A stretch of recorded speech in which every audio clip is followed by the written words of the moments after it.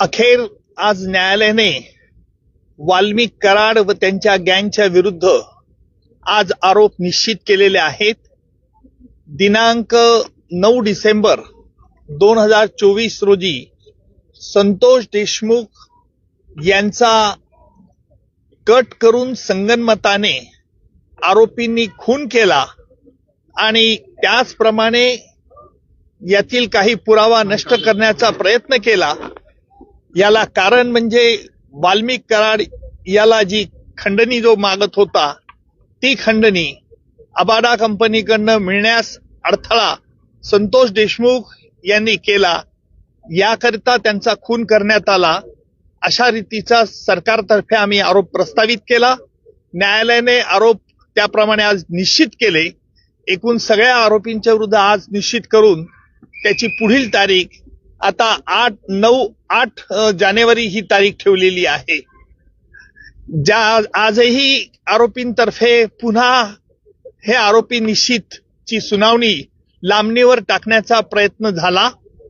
आरोपींनी या खटल्यामध्ये आतापर्यंत जे D2 ऑपरेशन केलं, ज्याप्रमाणे पाकिस्तानतर्फे K2 operation, K for Kashmir आणि K फॉर खलिस्तान असं केलं जात होतं, त्याचप्रमाणे आरोपींनी देखील या खटल्यात वेळोवेळी वेगवेगळे हातखंडे वापरून D2 operation, D for delay आणि डिरेल, उशीर करणं आणि खटला उलथून टाकण्याचे प्रयत्न होते.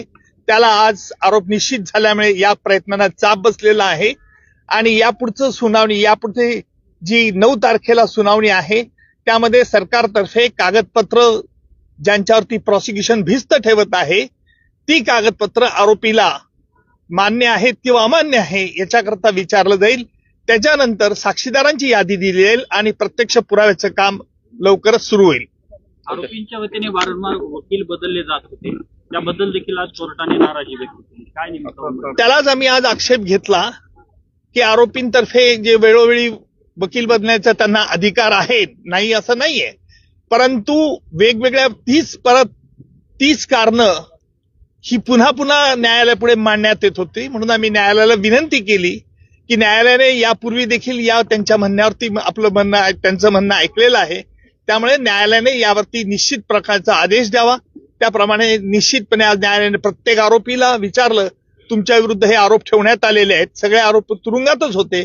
आरोपींनी आरोप मान्य नाही असं सांगितलंय आणि न्यायालयाने त्याकरता ते रेकॉर्ड जेलमध्ये पाठवण्यात येईल आणि जेलमधून त्यांची स्वाक्षरी झाल्यानंतर पुन्हा खटल्याच्या कामाकरता सुरुवात होईल. मात्र हे संपूर्ण प्रकरण फास्ट ट्रॅक वरती घेतलं जाईल, फास्ट ट्रॅक वरती चालेल. आता आपण बघितलं असेल की आज आरोप निश्चित करण्याकरता किती महिने वेळ लागला.